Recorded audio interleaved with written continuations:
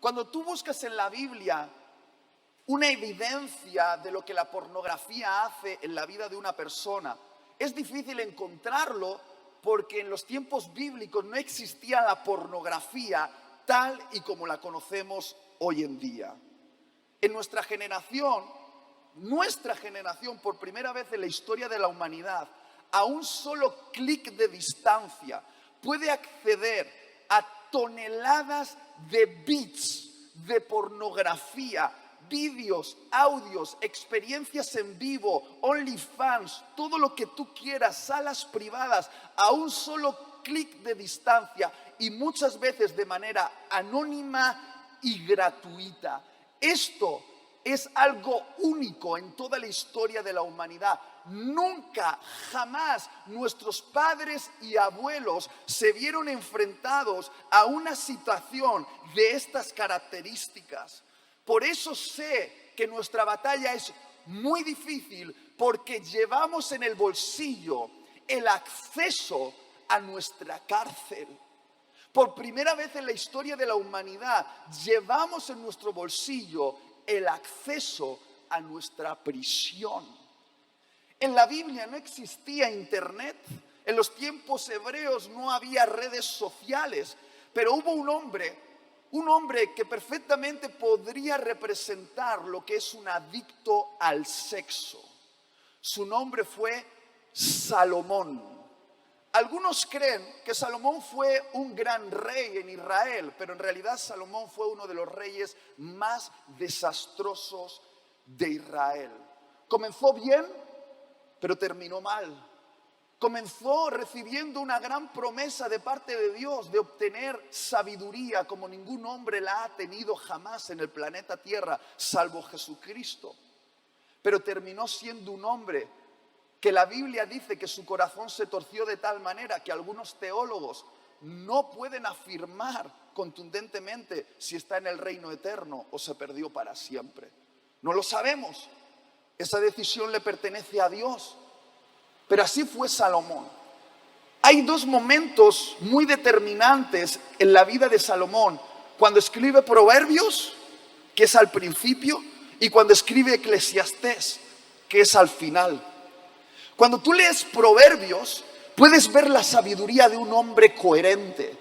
Parece que tiene sabiduría para gobernar, para hablar, para dar principios de vida, para lograr identidad y propósito. Tú puedes percibir en los Proverbios una mente elevada, una mente lúcida, una mente grande.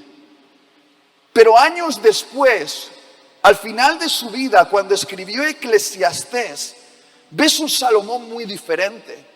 Ves un Salomón perturbado. De hecho, no puedes leer Eclesiastés y sacar versículos al azar fuera de contexto, porque todo lo que dice Eclesiastés no es la verdad de Dios. Está ahí, pero hay que saber interpretarla, porque es el discurso de un hombre perturbado. Un hombre que llega a decir: vanidad de vanidades, todo es vanidad. No le encuentro gozo ni alegría a nada en la vida, ni a la familia, ni a los placeres, ni a la comida, ni al baile, ni al trabajo. Se ve que es el discurso de un hombre que ha perdido la alegría de la vida. Un hombre que tenía la mente perturbada, la mente en oscuridad, con apenas unos poquitos rayitos de luz. Ahora, la pregunta esta mañana es: ¿qué es lo que ocurrió entre Proverbios y Eclesiastés? Entre ese Salomón lúcido y ese Salomón con mente perturbada. ¿Qué es lo que ocurrió justo en el centro? Placer. Placer sin límites. La Biblia dice que Salomón no puso límites a su placer. Se lo permitió absolutamente todo. En lo alimentario, en lo vivencial, en lo sexual. Todo. Se lo permitió todo. No puso límites al placer. De hecho, la Biblia dice que Salomón llegó a tener 1000 mujeres. Más de 1000 mujeres. Eso es lo más parecido al consumo de pornografía que podemos ver en la Biblia. Vio desnudas a más de 1000 mujeres. Vio los senos, el trasero, la vagina de más de 1000 mujeres. Y no ponerle límites al placer lo destruyó para siempre. Lo que estoy intentando decirte es que si no pones límite al placer, dejará de ser un placer y se convertirá en una cárcel para ti. Si no le pones límite al placer, el placer que es un don de Dios se convertirá en una cadena de Satanás. Porque el creador del placer es Dios, pero Dios dijo que el placer tiene límites. El placer de todo tipo tiene límites y concretamente el placer sexual tiene límites. Y cuando tú rompes los límites, el placer deja de darte placer, te insensibilizas y encima te roba tu propósito, te encarcela y te nubla el entendimiento. Esto no es un mensaje en contra del placer. Despierta al que está al lado, dile, despierta, eso es. Tú ve, no te voy a dejar dormir, tranquilo. Tienes que poner límites al placer. Y quiero que me entendáis ahora lo que voy a decir. Una persona que pierde su sentido de propósito se anestesia con el placer. Alguien lo ha entendido por aquí, pero solo dos. Lo voy a volver a decir. Una persona que pierde su sentido de propósito se anestesia con el placer. Por esa razón, cuando Ana me dijo, vamos a hablar de identidad y propósito, yo dije, esa es la única manera para ser libres de las cadenas anestesiantes del placer. Porque muchos de los que estáis aquí, que habéis venido a este campamento masturbándoos y viendo pornografía, solo 48 horas antes, durante los 3-4 días que va a durar este campamento, no os vais a masturbar. No vais a ver pornografía, porque realmente nunca lo necesitasteis. ¿Y cuál es la diferencia? Que estar aquí os da propósito, estar aquí os está enfocando y entonces no necesitas anestesiarte con el placer, porque lo cierto es que muchos aquí os masturbáis y veis pornografía porque estáis intentando aliviar un dolor, estáis intentando anestesiar un trauma y Dios no quiere que alivies ni anestesies, quiere que sanes y estás aquí para llenarte de propósito, porque un hombre con propósito no se encadena al placer. Debes decidir si vas a estar encadenado al propósito o si vas a estar encadenado al placer. Ahora me gustaría la ayuda de un hombre para explicar esto. Un muchacho, un jovencito. Necesito a alguien rápido, no lo voy a pedir 2 veces. Sube, venga.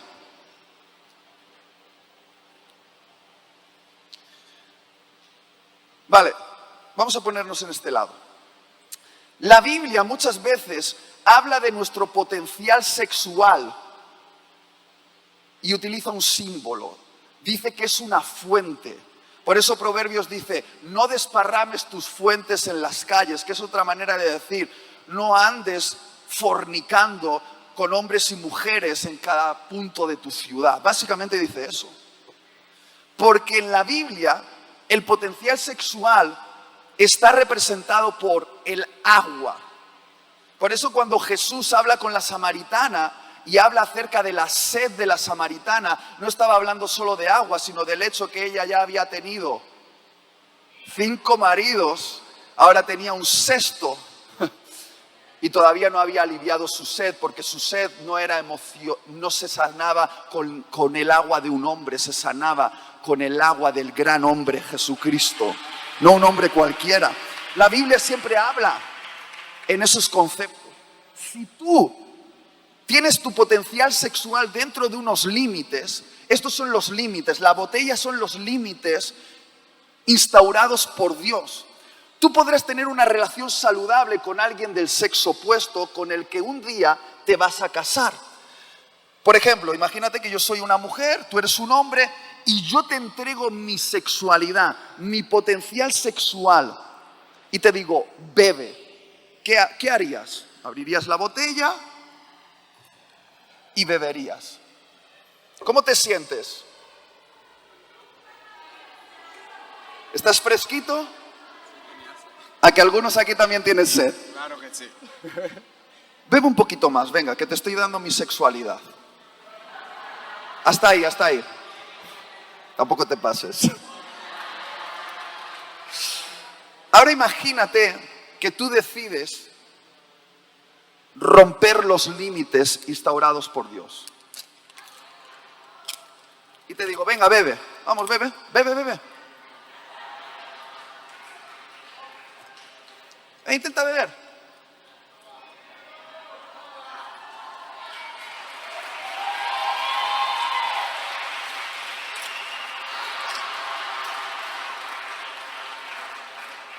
Lo que ocurre es que terminas con un desastre. No consigues aliviar la sed porque el agua se desparrama. Deshonras a la otra persona y quedas sin capacidad para proveer de ese potencial que Dios te ha dado a la persona adecuada.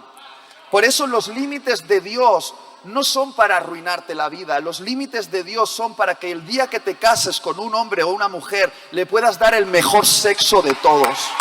El mejor sexo. Porque el sexo según Dios es el mejor sexo de todos. Es sexo placentero, es sexo divertido, es sexo pasional y es sexo con intimidad. Es el mejor sexo de todos. Y ningún otro sexo se puede comparar al sexo que Dios ha diseñado. Yo con mi esposa tengo el mejor sexo de todos. Yo me siento feliz con mi esposa. Tengo relaciones sexuales completas, agradables, divertidas, pasionales con mi esposa.